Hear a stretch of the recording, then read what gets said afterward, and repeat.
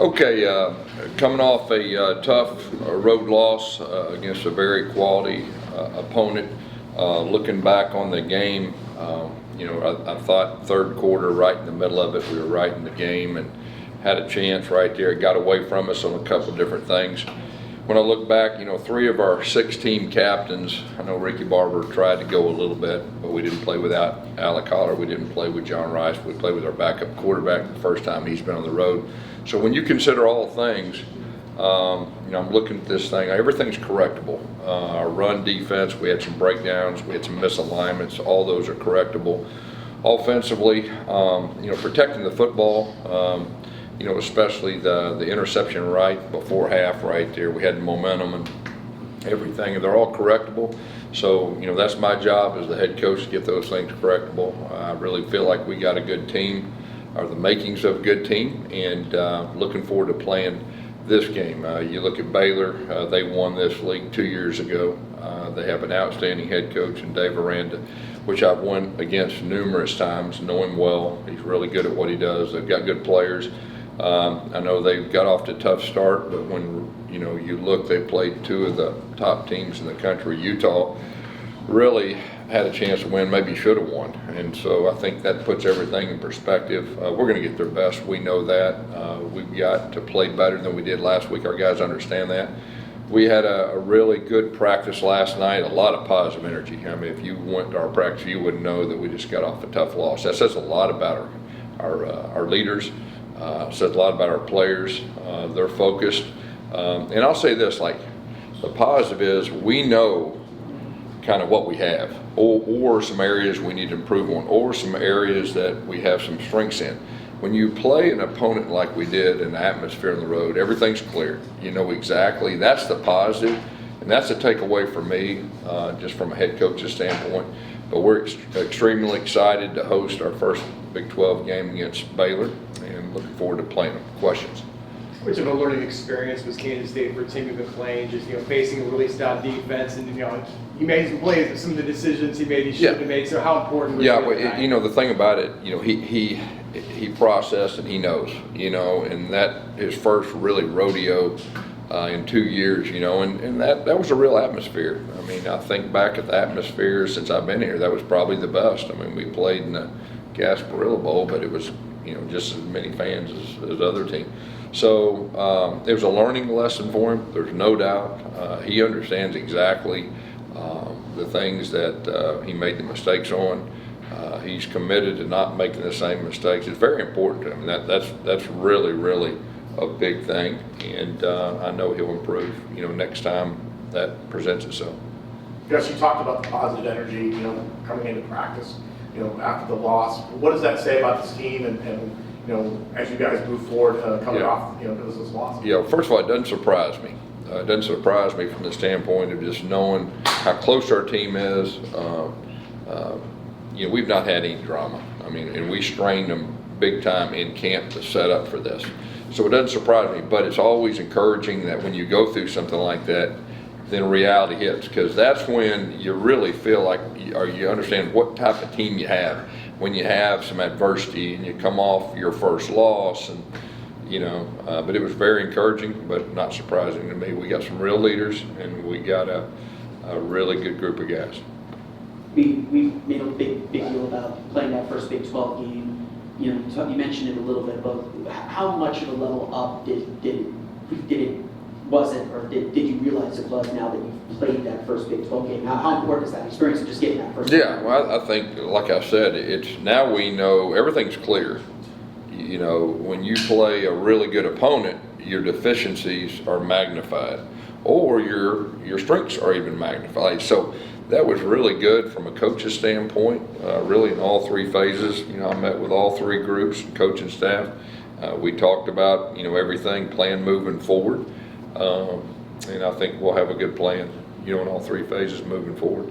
After the game, you talked about your team needing to run the ball better. Why do you think the team didn't run it as effectively, especially in the second half? Yeah, there's a couple different things. When we got behind, that was a completely different deal, and I think that had something to do with it. When we got down by more than 1 score, started, having to drop back every time. But Bottom line is for us to be effective, we've got to be effective running the football. It doesn't matter who we're playing.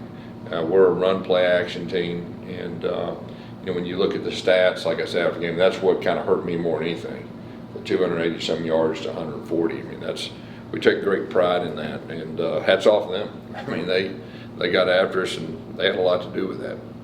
You mentioned, you got the Big 12 road opener out of the way. Now it's the home opener. Just what's going to be like to showcase the bounce house UCF for the first time as a Big 12 team against a Big 12 opponent on Saturday? Yeah, well, I mean, this is one of the better venues to play football in, and I think the whole conference, when they come through, they'll figure that out. I mean, it's a great environment. I've been just about everywhere, and I'll put this environment up against any. You mentioned that some of your captains weren't able to play. Alec Holler, and I think you played some of the Villanova game after suffering the injury. So Yeah. what caused him to miss the game, and what's the status going forward? Probably adrenaline was taking over to finish the game, but, we got to Thursday and it didn't look real good, and we say, we'll see how things are in pregame, and they just weren't great. And, he's a tough guy. Ricky, we held him out last week, and then he played sparingly, and just, we pulled him. So you're talking about three of our best players, three of our captains. You go on the road against the defending champs, and you got your backup quarterback, which they played their starting quarterback. I know there was a lot of question, but he played really good. Matter of fact, he ran really good. So they were pretty much full strength, I would say, and are close to it, and we weren't. But hopefully we'll get our guys back, and we'll go from there. Coach, obviously, as the year goes on, all parts of the team are continuing to build things like that, but particularly the offensive line got that first Big 12 test there on the road. How do you feel about how quickly they melded together, and what are you going to build on to host the bounce house here? Yeah, we've got to figure out. We got to get to a point where we have the same five every week, and we hadn't had that one time. And I don't know if that's ever happened in my career. So they did good. A pretty solid job in the run blocking. When it was pass and we had to pass, we didn't do a great job of protecting. We have to get better in those scenarios. I know Timmy was running around like a chicken with his head cut off sometimes, but in his defense, I mean, they were rushing three and they got to us, and so we got to do a better job the next time that situation presents itself. Coach, in your experience, what are some things you can do to get better at tackling? Is that just a mindset? Is it more like a circuit? Is it more just reps during practice? What are some things you can do? Yeah, in practice, obviously, you do tackling drills, but there was a lot of alignment issues that when you got your proper alignment, the defense is taught with fits. When you get out in space against really good people, that's really tough, okay? But we got to do a better job of just getting lined up. Just get lined up. Simple football, get our fits down, and that had a lot to do with it. And then when you get really good backs in the second level, it's a little bit of a tough task to tackle really, really well. But we'll get better as the season goes. There's no doubt about that. We'll spend quality time in practice doing that too. The alignment, was it something that Kansas State did, or was it just like getting the play in a big? Well, no, we did. We didn't do a real good job getting lined up to certain things. We'll do better moving forward. Baylor's been dealing with quarterback injury issues just like you guys are. Blake Shapen, I think they said maybe this is the first week he could possibly return. I don't know if that's definitive yet. They're starting quarterback, but just what do you know about the Baylor offense? And I know they haven't been playing at full strength either. Yeah, Jeff Grimes, I know Jeff real well. He was with me. We won the national championship in 2010 with Cam. He's our offensive line coach. He's really good. Really good coordinator, really good coach. He presents a lot of different challenges. We'll see who plays quarterback.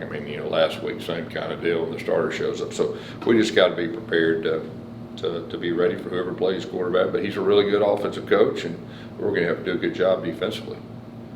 Heading into the game last week, you said you were really impressed by the physicality of Kansas State. How would you grade the team's physicality in that game, and how do you get them to stay aggressive going into the next game? Yeah, they were physical. Hats off to them. We knew they were. We weren't physical enough at times, and that's something we're going to have to get better at. And they rushed for 280 yards, and we rushed for 143. I think that tells the tale, so we'll have to get better in that area. How is John Rice progressing? Is he trending in the right direction? Yes, yeah, he is. He is getting better. I do think that he is ahead of schedule from what they originally told me. We'll see. I said a couple of weeks ago that it'll be a few weeks. I still think that is true. I'm not ready to tell you oh, he's up to play this. I'm not ready to do that, but hopefully in the near future, we'll get him back. Like last week, you've got 2 quarterbacks potentially prepared for. So what goes into scheming against both different skill sets, and how much time is invested in that? Yeah, I think this week's going to be more about just us making sure that we get the things cleaned up that we need to get cleaned up, and then whoever plays quarterback will adjust as we go. I mean, from a coach's standpoint, you have different calls for different types of quarterbacks, but it'll be more big picture, getting things cleaned up this week. I know coming out of last year, that a lot of the focus was on finishing games, especially in the fourth quarter, getting the chance to play a close game in the second half on the road. What did you learn about the team and how they'll respond, and what do you want to see from them the next time? Well, they kept fighting. I mean, I think everybody saw our guys played hard. And I told them yesterday, I'm so proud of them. They played hard. I mean, we got to clean up the penalties. I mean, that, the key sequence of the game is when it was 4th and 2.5. We chose not to go for it, and we pinned them back. And they drove the field and scored a touchdown, and we had 30 yards worth of penalties. So, I mean, that's really what stands out to me. Make people earn it. They're good enough by themselves, and that was a key sequence in the game. After the game, you were asked about the measure of your team against a Big 12 foe. Did you see a talent gap and differential between these 2 teams? No, we got talent. I mean, we got talent, and I think we can play with really anybody in the country talent-wise. We'll continue to improve. Our goal is to improve each week, and y'all saw it firsthand. We know it, our deficiencies and where we fell short. They're all correctable. I really think we got a good team. Matter of fact, I know we got a good team, and our players feel the same way. And so in a way, it was a tough loss, but in the big picture, I'm encouraged because I know exactly we got the makings of a good football team. So that's the positive takeaway, after you play the defending champs on their home field. You're talking about Kansas State was a very physical team. Where does that come from? Is that strength and conditioning of experienced players, older players? What goes into that? It's all above. I mean, it's a mindset, it's a personality of who you are, and I've always taken great pride on our teams being physical, and so it was good. It was good for us to play a team like that, and we'll learn from it. You talked about, going back to John Wright's comment, you talked about he's progressing better. So there's likelihood that he will be back this year at some point? Yeah, oh yeah. Okay. I'll be shocked if he's not back, and hopefully sooner rather than later. Like I said, I'm just not ready to say, hey, he's got a chance to play this week. I'm not saying that. But I do think he'll be back sooner than we originally thought, if he keeps progressing like he has been. Is there any, if something were to happen, I'm not trying to do, but is there thought of a medical red shirt? If maybe right now, he's planning on coming back and playing. We've not had any conversations of anything like that. Okay. And how's he done with working with Timmy as a kind of a coach? Yeah, he's in every meeting. On the road, he's sitting right beside him and talking through every rep of practice. When our twos are out there, he's back there behind him. He's doing everything he can to help Timmy, and it's been a really good thing for Timmy. Coach, with you mentioned positive energy in the locker room right now in practice last night. With this first Big 12 home game for this program, how excited are the guys in the locker room right now? Yeah, they're real excited. They're real excited to be back home. First Big 12 home game against 2 years ago the champion of this league. So they're real excited. Coach, can you talk about how proud you are of guys like Kobe Hudson, Johnny Richardson, and Kyle Martinez, just taking that next step from where they were and where they're going, and how much they'll help this team down this late stretch? Yeah. There's a handful of guys you just said, and there's even some more that have really raised their level from where they were last year. And that's what you got to do. And that's what all the good ones do. And that's how we get better. I mean, it's that you got each week you got to find a way to improve. In college football, it's so hard to do. It's easy to talk about, but at the first of the year, you always see these so-called hot teams, and they just they lose momentum. Then you see a few that may be under the radar that gradually find a way at the end to keep improving. That's our challenge. That's the group we need to be. That's a group I think we can be. Matter of fact, I know we can be. But we gotta go to work. We gotta clean some things up. You mentioned the cracks in the run defense are easily correctable. When you watch the film, the guys watched it. what kind of things did they see or can you guys do to make that, you know, fixable in a hurry? Yeah, like I said earlier, I mean, a lot of it was alignment. So I know that sounds simple, but that's really what a lot of it was. Last night, you said you guys had a great practice. How would you grade during the game how Timmy responded to some of those issues that he had on the field? Was he able to bounce back right away, or was he mentally kind of getting shaken up? You know, I think that was his first rodeo on the road with us. I mean, he was trying his best to fight off what happened before and go on to the next play. I mean, that's just part of being a quarterback. And, you know, I really believe that's the toughest position probably in any sport is your quarterback. The higher level you go up, the more important the quarterback is. And I thought he did some good things. And I'll say this, in his defense, like, we got to be better around him in some things too now. Okay, there was a couple times that we had some protection breakdown, people in his face, and so I know it all looks like there was probably 3 plays that he takes away from that game, like we can't ever do that again type deal. And I really believe he won't. But we got to be better around him. And, you know, anytime your backup quarterback comes in, that's what I told our team, like, everybody has to raise their level. You know, he's still learning, he's still growing. I'll take you back to John Rice, you know, game 2 or 3, Louisville, lad. I mean, like, so we got to be really, really good around him because he's a good quarterback. I mean, he's got a really good skill set. He probably throws that deep ball as good as anybody I've had. I mean, he's a natural. So there's a lot of really positive things you take away that we knew he was going to make some mistakes. I mean, that's natural. We got to be really good around him. Coach, in a similar vein, what kind of a learning experience would the defensive front have? Right, got 165 yards in non-receiver catches and yards there. What can they kind of learn to pick up as they play Baylor next week, and somebody else would have to set that? Yeah, I think it's everyone. It's the whole deal. It is alignment, players, it's possible calls. I mean, we just got to do a better job with everything. And we got to create turnovers. You know, I think we had 1 turnover, but really that was because the corner made a really, really good play on a ball right there. So we didn't get after the quarterback last week. I think we hit him 2 times, and I think 2 of those were we hit him 3 times. 2 of them were 0 blitz, and then the other one they got a 15-yard penalty. So we didn't disrupt the quarterback, and that had a lot to do with not getting but 1 turnover, and that had a lot to do with them being able to run the football successfully, and it made it tough on us.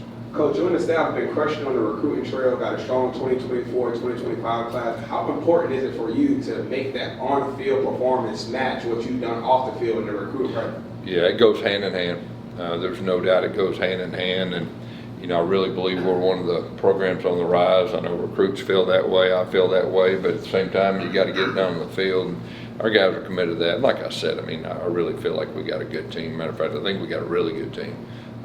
So there's a learning experience. You know, I've had losses early in years before, and had teams that really finished strong. And I really believe that this team has the makings to do that. Can you explain a little bit more on your relationship with Dave Aranda? I know you've gone toe-to-toe with him, Auburn and LSU, where he was before. What makes him a good coach, and were there any memorable games that you remember facing? Yeah, I mean, I think he was at Utah State back in the day when we played, and was at Auburn. He was at Wisconsin. We played him in a bowl game. I don't know how long he was at LSU. We went together 4 or 5 years, but we knew each other well. He's really good, a really good coach. I got a lot of respect for him. Then Jeff Grimes, and like I said, I got a lot of respect for Jeff too. So that's 2 really good football coaches. How's Boomer feeling after a miss? Obviously, it's not something he's familiar with, but how did everybody respond after a missed field goal? It was 52 yards. So, I mean, credit, I don't know, man. You can turn on the NFL, them dudes ain't making every field goal. He finally missed one in 2 years. I mean, so I pat him on the back, so we'll get him next time. So. Guys, all set. Appreciate it. Thank you, Coach. We got one quick question. On the recruiting standpoint, one of those touchdowns was an Orlando to Orlando touchdown. Timmy to RJ Harvey. I know when it actually happened, you didn't realize Orlando, but is it cool to see Central Florida recruiting making an impact on a singular play like that? Yeah, there's no doubt. I mean, when I first was hired, the goal in recruiting was to keep our top players home. That's how we're building it. And you'll see more and more of that. And how it works is top players that can go anywhere, that choose to stay home, and then they get on the field and have success, it just steamrolls everything else. So that's really a big piece. You're going to see more and more of that. There's a lot of these hometown heroes that are playing really, really well. They're just not scoring touchdowns. But you can reach your goals and dreams here. I really believe we're one of the programs of the future. It's a really good time to be the coach here and recruit. Thanks, guys.